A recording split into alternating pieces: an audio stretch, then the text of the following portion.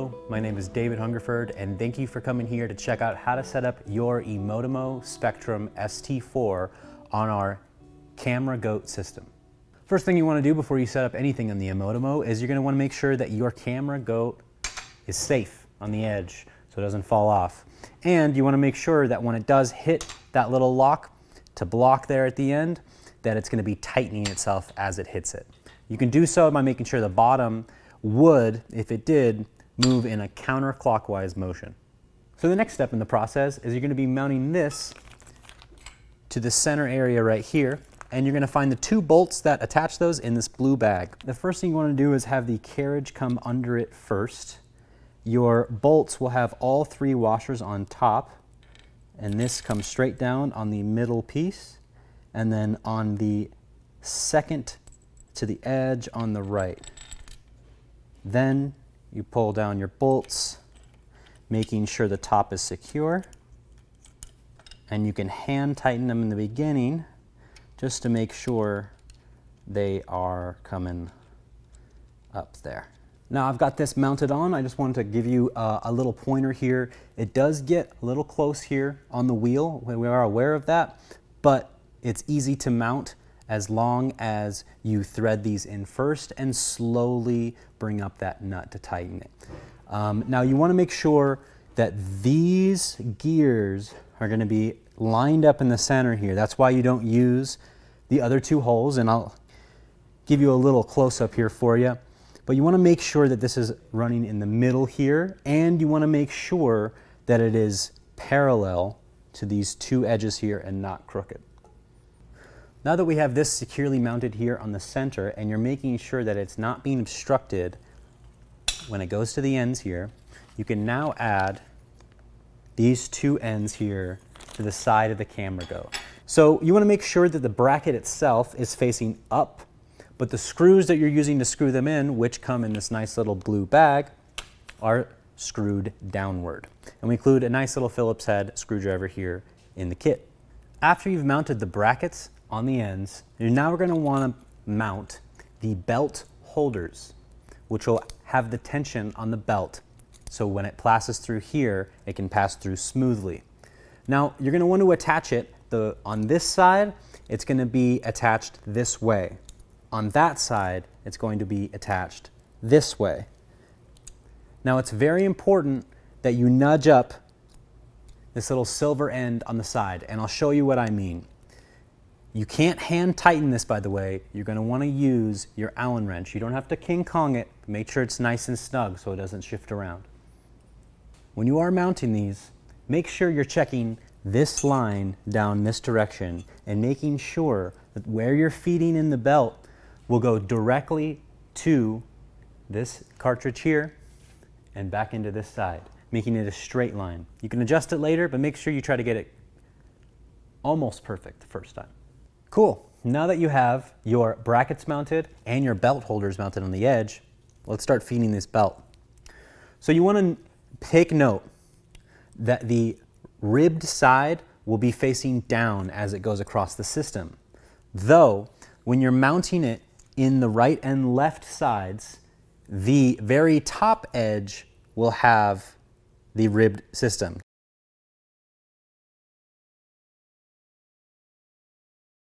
Now after you've mounted your first side, you want to be gentle, but you want to make sure that it's not pulling any tension out. You want to make sure that it's fully locked and engaged. Now you don't, like I said, you don't have to overdo it, just make sure it's nice and snug. Now you can feed it through the middle system here. Get this cord out of the way. But when you feed it through the middle system, obviously the ribbed area will be on the top there, going in with the gears, and then you're going to wrap down on the edge here, making sure flat goes against flat here on the center carriage. Now on this opposite end, I know you'll be working with some slack, so you'll have to do it from the bottom up this time.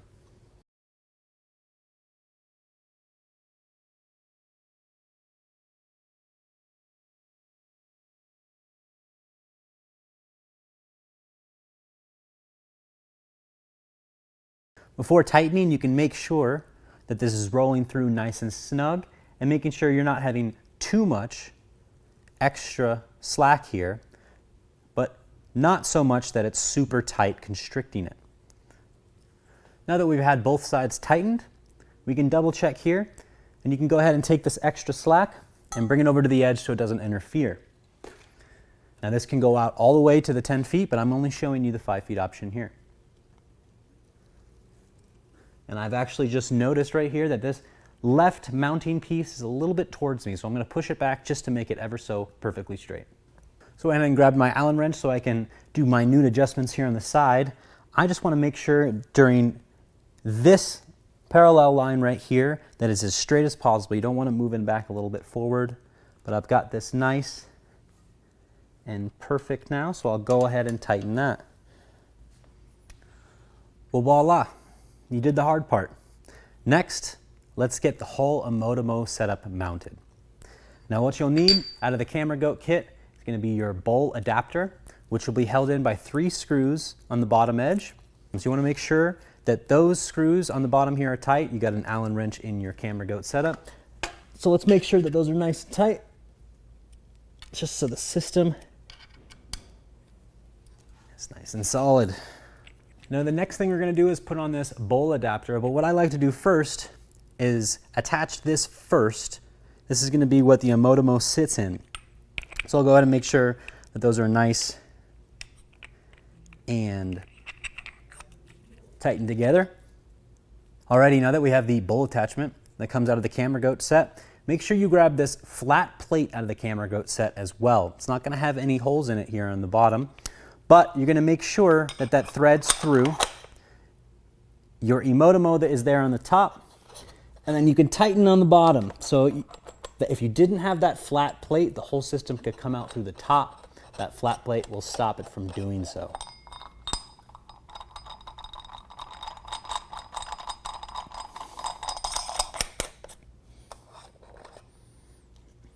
And you can double check this by a slight loosening, and you can see that this bowl plate will move slightly. But once it's tight, it's not going to come up and it's not going to move left or right. It is nice and stable. Now we can finally mount the brains of the whole operation. Comes in just like a normal tripod mount here, and I'm making sure that that is nice and snug. Next, we will add our L bracket piece. Comes in on this edge right here. You don't want to bring it too low. You can go ahead and tighten it right there. You will also have a spot here for a rail mount to attach your follow focus motor. Included is a camera mount system in the eMotimo bundle that will attach to the bottom of the camera and then now attach here. So let's get that going. Now that you have the camera plate attached to the camera and this arm all set, as you can tell, obviously it won't go on that way. So we'll have to put it this way, which is totally fine. Make sure that you're running through your rails here and that you're fully tightened. Now that you have your camera securely tightened, as I mentioned before, it's going to be a nice old rod setup here for your manual focus control. Now this can also be used for zoom or iris. I just put on a nice little set of teeth here for the focus gears on this 2470, and that's what I'll be attaching to here. Now I'm going to go ahead and feed this rail through here. Now you will go ahead and attach your focus motor here on your rails. Make sure that it extends up the amount it needs to and locks nice and snug, and make sure you're locking that so it does not move after that point. As you can see, that was not fully locked.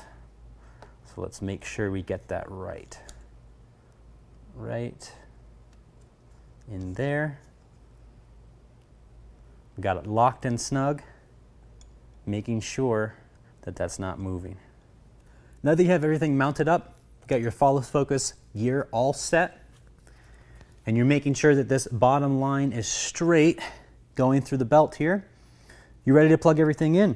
So you can go ahead and I make sure that this cord is nice and sturdy, not hitting these wheels, as it can cause interference during sliding moves. So you want to make sure that that's nice and tight. And sometimes I like to use this little Velcro strip just to make sure that it's not going to slip anywhere. So I'll go ahead and attach that. Make sure that when you're plugging these in, there's a nice little tab there on the top, which will go on the top as well. Now the carriage will go into either M3 or M4, and the focus motor will either go into M3 or M4. Either work just fine. Just make sure that they're nice and snug and tight. Now I'm going to go ahead and, like I said, use my Velcro strip to make sure that we have it nice and secure here to the lock on the edge. Now that you have everything plugged in to the M3 and M4 port, you made sure that your cords are nice and stable during movements, you can now power the machine. Now we have two options. You can either do the V-mount option or AC power running straight into the wall. I would recommend not using AC power unless you're in a studio setup in a very controlled environment with an extension cord that you can also make sure that you're nurturing this cord so it doesn't interfere with the system. It's just easier to use V-mount. I recommend it. So to power your system, we're going to go ahead and use V-mount in this situation. Right when you pop that V-mount battery on, you can see the screen has popped up. You can now grab your PlayStation controller to get everything started. So you can go ahead and just press the middle button there and it'll blink for a second. Once it goes solid blue, you know that the connection is ready to go. Now, you can now go through the menus using the D-pad here on the left. Now, the first thing I'll be showing you will be the live motion, which you can use plus X to go into that menu. So with the D-pad, you can move up and down, changing from quiet medium, quiet slow, time-lapse, and other modes that this eMotimo can do. Now I can use these analog sticks to control the movement of the eMotimo gimbal. So left and right is moving this very far left and right. Now you can see why we have those stoppers, just in case you do a motion that's a little bit too fast. Now I like to do very, very minute adjustments on the controller, as if you do it pretty fast, obviously in the fast setting, but it's still pretty fast. Now with the right controller here, we can go left and right and up and down. You can also do a doubling of those motions by going in the corner to do side motions. Now, as you can see, I want you to notice here, as I keep spinning this around and round, this cord wants to get more slack. So you gotta keep note that this area right here that you've attached it needs a little bit of slack. There is not too much on the cord, so if you keep spinning it around and around, you're gonna have this cord get snagged. So just keep in mind, so I'm gonna go ahead and undo it this way to get it out of that cord.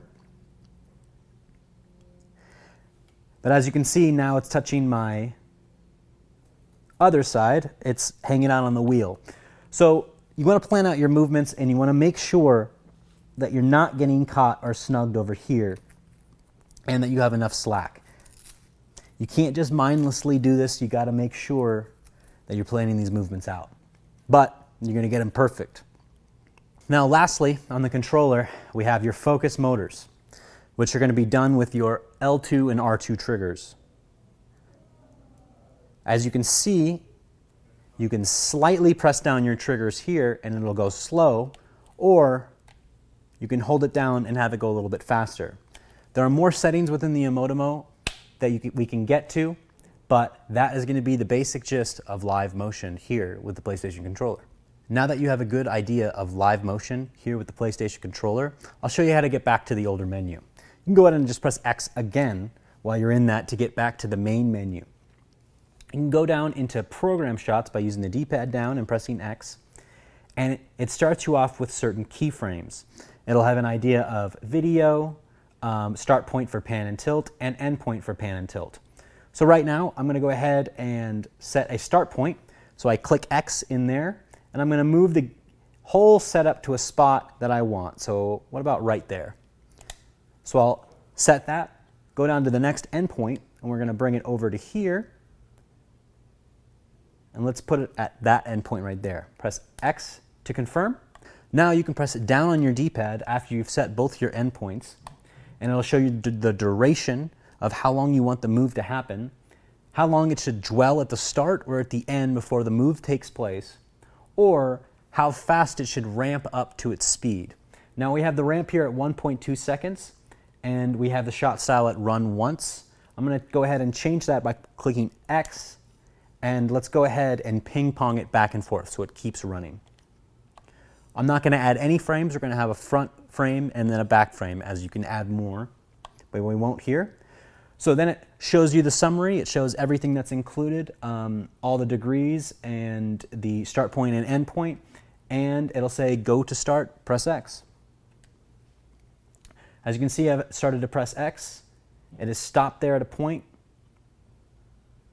And then it's starting here. It's going to ask me one more time. It's gotten to the first starting point, and it's going to ask me one more time, go, question mark, and I go ahead and press X yet again.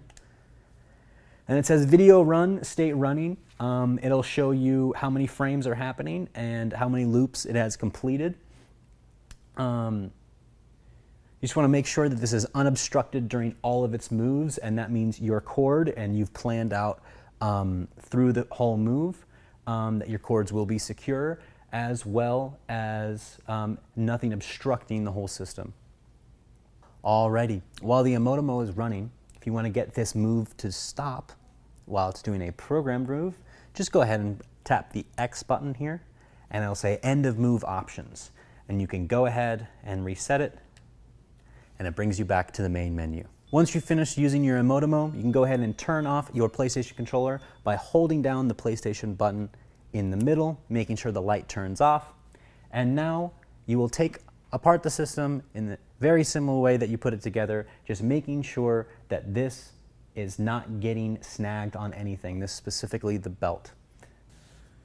We have a couple more things on our website at prophotorental.com for the eMotimo ST4 under the Resources tab on the product page. Hope you have fun out there and enjoy the eMotimo.